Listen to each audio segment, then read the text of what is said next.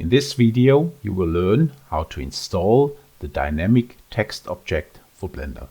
What you need for the installation is the installation zip archive.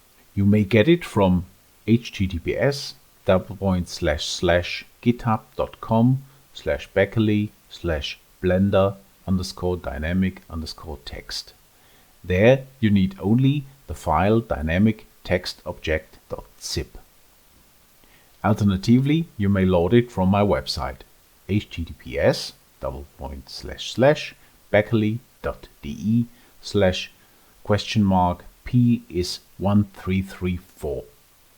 Copy the file to a local drive. Start Blender and go to Edit, Preferences, Add-ons. Using the small downwards arrow in the upper left edge of the window, you are able to choose Install from disk. Select your plugin zip file. Then click on the button Install from disk. After that, you should see the plugin as installed and activated.